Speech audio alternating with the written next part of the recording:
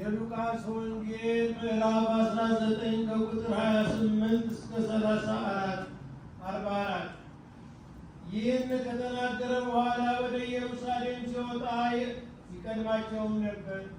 ደብረ ዘይትም በሚባል ተራራ አጠገብ ወዳሉት ወደ ቤተፋጌና ወደ ቢታንያ በቀረበ ጊዜ ከደቀ መዛሙርቱ ሁለቱን ላከና በፊታችሁ ወዳለችው መንገድ ሂዱ፣ ወደ እርሷም ገብታችሁ ከሰው ማንም ገና ያልተቀመጠበት ውርንጫ ታስረው ታገኛላችሁ፣ ፈታችሁም አምጡት። ማንም ስለምን ትፈቱታላችሁ ብሎ ቢጠይቃችሁ እንዲሁ ለጌታ ያስፈልገዋል በሏቸው። የተላኩትም ሄደው እንዳላቸው አገኙ። እነርሱም ውርንጫውን ሲፈቱ አገኙ። እነርሱም ውርንጫውን ሲፈቱ ጌቶች ውርንጫውን ስለምን ትፈቱታላችሁ አሏቸው።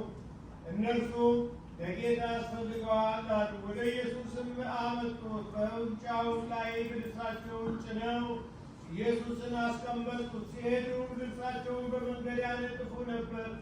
ወደ ደብረ ዘይት ቁልቁለትም አሁን በቀረበ ጊዜ ደቀ መዛሙርቱ ሁላቸው ደስ እያላቸው ተአምራትን ሁሉ ስላዩ በታላቅ ድምፅ እግዚአብሔርን ሲያመሰግኑ ጀምረው በጌታ ስም የሚመጣ ንጉሥ የተባረከ ነው፣ በሰማይ ሰላም በአርያምም ክብር አሉ።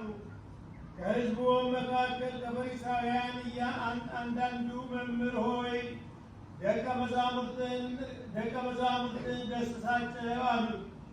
መልሶም አላቸው፣ እኒህም ዝም ቢሉ ድንጋዮች ይጮኻሉ አላቸው።